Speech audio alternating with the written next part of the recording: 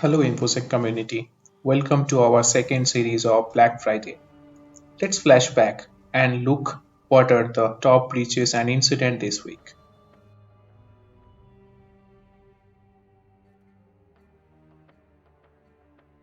New tools attributed to the Russia-linked Gamma-ridden hacker group include a module for Microsoft Outlook that creates custom emails with malicious documents and sends them to a victim's contacts.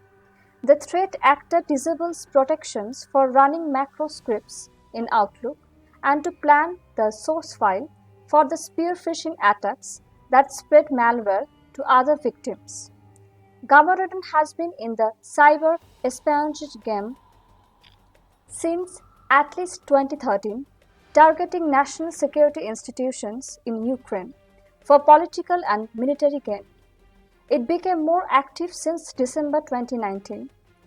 It contains a Visual Basic for Applications project that targets Microsoft Outlook email client with malicious macro scripts. Analyzing the module, the researchers saw that the chain of events starts with a VB script that terminates the Outlook process. Next, the script modifies registry values to remove security against executing VBA macros in Outlook and stores on the disk a malicious OTM file that helps spread infected documents to email addresses in the contact list. Security company Cyberism built a honeypot designed to look like an electricity company with operations across Europe and North America. The network was made to look authentic to entice political attackers by including IT and operational technology environments, as well as human interface systems. The honeypot went live earlier this year, and it was only 3 days until attackers discovered the network and were finding way to compromise in a concluding ransomware campaign which infiltrated chunks of the network as well as grabbing login credentials. Hackers put ransomware onto the network by exploiting remote administrations tools to gain access to the network and cracking the administrator password to log in and remotely control the desktop. From there, they created a backdoor into a compromised server and used additional PowerShell tools, including Mimikatz, which enabled the attackers to steal login credentials, allowing lateral movement across the network. Now let's see the stages of infection in diagrams.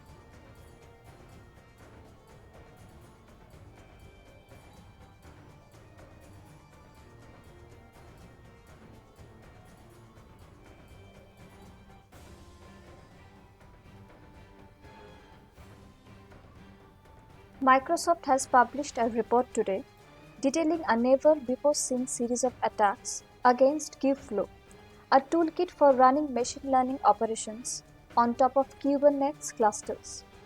The attacks have been going on since April this year, and Microsoft says its end goal has been to install a cryptocurrency miner on Kubernetes clusters, running Kubeflow instances exposed to the internet. The company has detected these types of attacks against 10 types of Kubernetes clusters running Kubeflow. Microsoft says that Kubeflow admins most likely changed the Kubeflow default settings and exposed the toolkit's admin panel on the internet. By default, the Kubeflow management panel is exposed only internally and accessible from inside the Kubernetes cluster. In case Kubeflow is deployed in the cluster, make sure that its dashboard isn't exposed to the internet. Now let's see the threat matrix. We have highlighted the affected scenes in golden.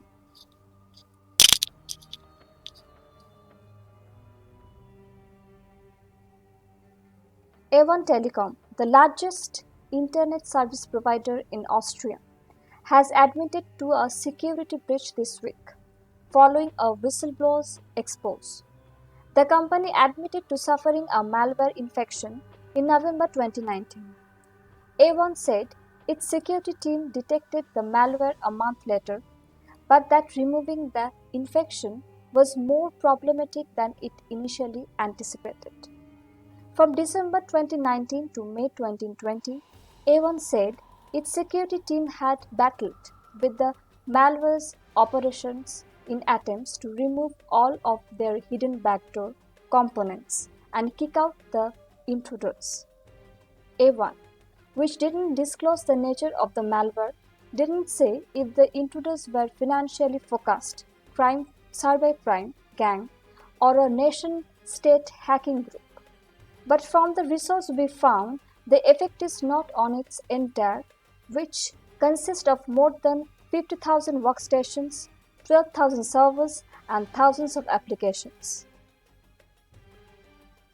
QNAP network attached storage NAS devices manufactured by Taiwanese corporation QNAP System Inc. have been facing cyber threats from various groups such as Mustic and QSnatch groups. Recently, a new variant of any already known ransomware was seen again, actively attacking QNAP NAS devices. In June 2020, the Economics ransomware operators launched a new wave of attacks targeting the QNAP network attached storage such as the NAS devices. The ransomware operators likely incorporated exploits for three vulnerabilities. They are CVE 2K19 7192, CV2K19 9174, CV2K19 7195 that were recently discovered in Midway 2K20. The Acronix group uses two different attack vectors: exploitation of known vulnerabilities in unpatched QNAP devices and brute force attack to break admin passwords. An Italian company that sells what is described as a legitimate encryption utility is being used a malware packer for the cloud-delivered malicious GeoLoader dropper. Researcher claims the tool, according to the recent investigation, creates GeoLoader samples and helps the malware avoid antivirus detection. GeoLoader is a widespread dropper that compromises target and delivers second stage of malware. It's been consistently updated over the course of 2K20 according to the checkpoint. With new binaries supporting sandbox evasion techniques, code randomized features, command and control, URL encryption, additional payload encryption. According to researchers at Checkpoint, the company identified as CloudEye is looking to take a piece that traditional packer and cryptominer market and is thriving arena that creators to the malware authors looking to obfuscate their waves. The analytics following a hunch downloaded CloudEye and used to encrypt an executable file, turning it into a full-fledged binary that can unpack itself and fetch additional payloads. The developer of Jenkins open source automation server said that they have successfully recovered their backend infrastructure after the partial user database loss. The incident took place last week on June 2nd. The resulted in an outage in Jenkins Artifactory portal used by Jenkins plugins developer to upload a manage plugin artifacts. The Jenkins team also followed through with a security audit. They said that they have reviewed all artifact uploads between June 2nd, the outage date, and June 9, when the issue was brought to their attention and found no suspicious uploads further. A phishing email campaign asking you to vote anonymously about Black Lives Matter is spreading the TrickBot information stealing malware. Started as a banking Trojan, the TrickBot was evolved to perform a variety of malicious behavior. Behavior includes spreading laterally through network, stealing saved password in browser, stealing Active Directory services databases, stealing cookies and OpenSSH keys, stealing RDP, BNC, and PuTTY credential, and many more. The email states leave a review confidentially about Black Lives Matters, and when prompts, recipient will find out and return an attached document named eVote for 3438 document. When a recipient opens the Word document, they will be greeted with a message stating that they need to click on Enable Editing. This is the same fashion like the other phishing email works. Here are the snapshots.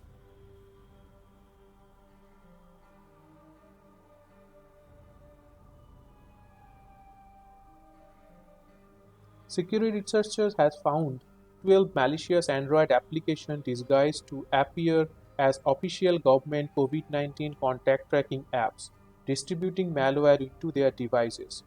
The Anomaly Threat Research ATR team found multiple such applications containing a range of malware families, primarily banking Trojan Anubius and Spinote, and Android Trojan, which is the goal of collecting and monetizing data of infected devices.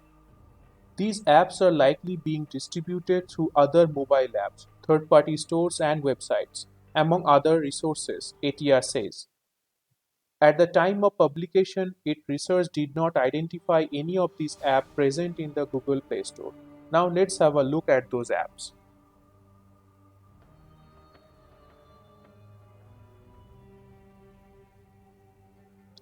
Thanos was put on sale at RAAS tool with the ability to generate a Thanos ransomware client based on 43 different configuration options.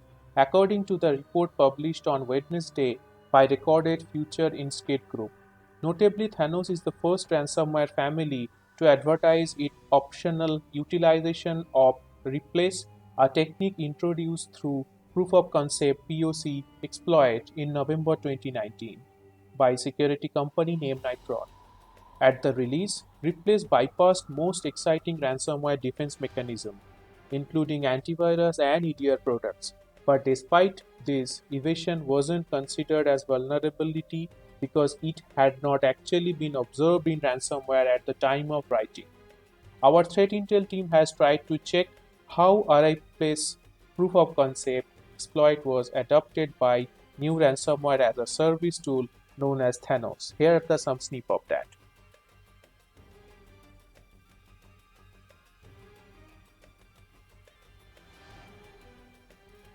A data breach can inflict services and financial reputation damage to an organization. While such security incidents continue to remain a major concern, here are some reports from ForgeRock has to say about the condition of data breaches in US. Healthcare was the most targeted industry in 2K19, according for 382 breaches and costing over $2.4 billion. However, technology firm had highest number of records of compromise from breaches over 1.3 million exposure data. The most used attack vectors are as follows. Unauthorized access was the most common attack vector, accounting to 40% of the attack vectors used to steal data. This was followed by ransomware, which is 14%, and phishing, which is 14% again, that was used to pilfer user sensitive data. Misconfigured system and malicious insider were also attributed to the same data breaches that occurred in 2019. Maze Ransomware has partnered with another gang to use the former data leak platform for extortion of victims. The first ransomware gang to team up with Maze was Lockbit. The information of extortion cattle was confirmed when Maze operators uploaded information on their data leak site, which was found to Lockbit's campaign.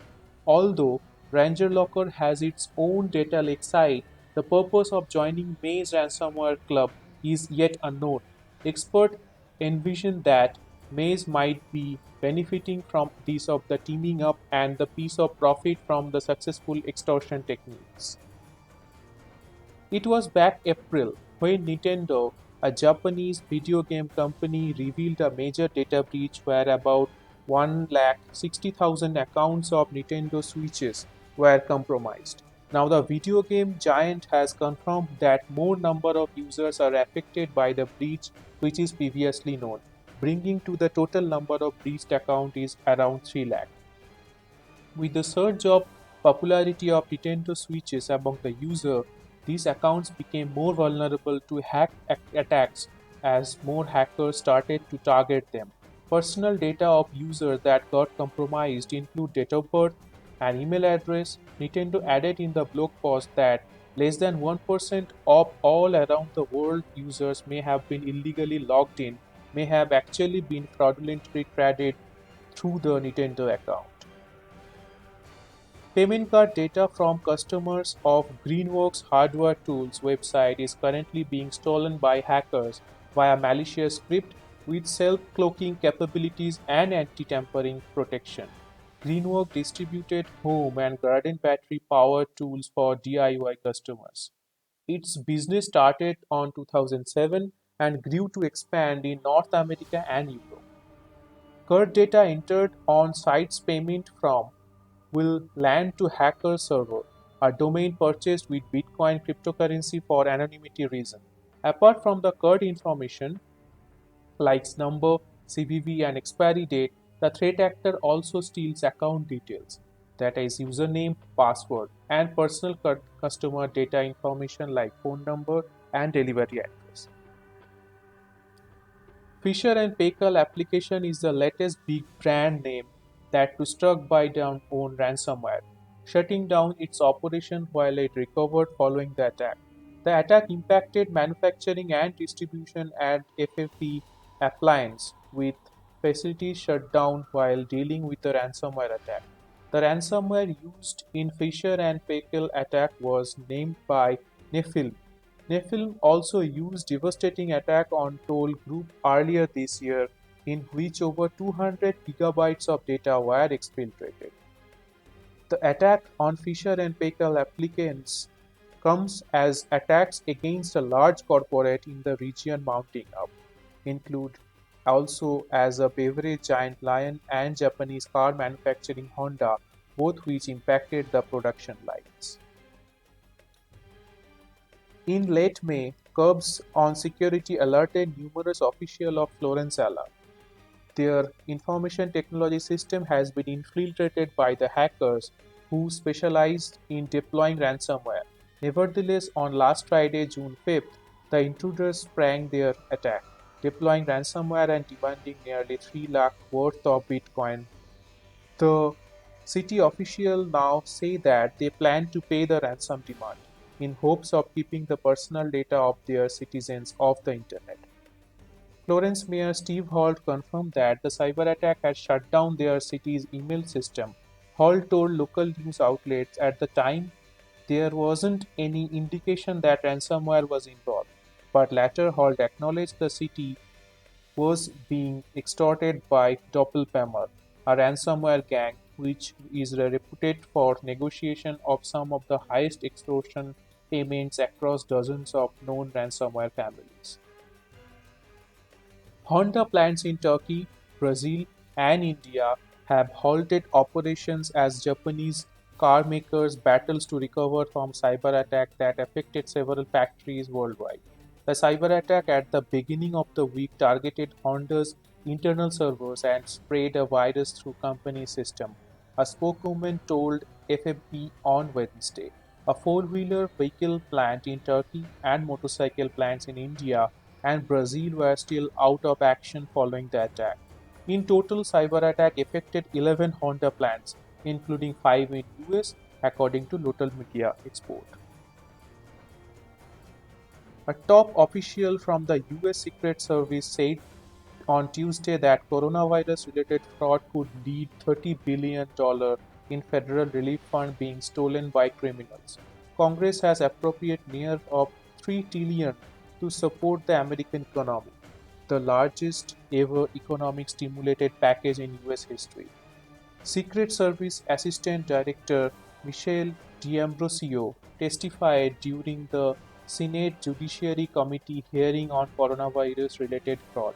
He emphasizes that even if we assume a very low rate of fraud of just 1%, we should still expect more than 30 billion will end up in the hands of criminals, and that is likely an underestimated of risk. So just to one opinion on the portion at hand of the full range of risk at play. Want to learn more about staying safe from phishing and scam on social media? Please watch our video, which link is coming up on the screen, and you can find out in the description section as well. Another week Another report into fraudulent or dangerous app breaking their way into Google's Play Store, luring tens of millions of unsuspected users, generating lucrative return on their operations. This time, through its twist, an insight into industrial scale of these fraud factories, into constant game of cat and mouse playing with their Google and tech giant hunts down criminal on its Play Store. Earlier this month, Upstream warned that the Play Store is not getting any safe the first quarter of 2020. The researchers said so. The number of unfamiliar and malicious Android apps doubled in a year, with fraudulent transactions up to 55%. According to Upstream, a staggering 98,000 malicious apps infected 43,000 devices last year. The 38 different apps detected on disclosed by White Ops have been downloaded and installed more than 20 million times. The threats are now not new to fraudulent ads to generate views and click revenue on its operate. The Duluth School District Technology Department reached out to parents about a cybersecurity breach involving students' account late Wednesday evening. Students' accounts have been displayed and disabled to prevent additional unauthorized login. The district first estimated accounts wouldn't be active again until Friday, a letter sent to parents Wednesday evening. But an update on Thursday said accounts has been expected to be active by noon. On Wednesday, the district received a report from students of an unauthorized attempt to sign in to their school account. The technology department staff began investigating, and over the course of afternoon, they identified 14 student accounts being accessed by outside IP accounts, the Facebook post said. To prevent any additional unauthorized login, all students' accounts were disabled and staff began working on the address to breach.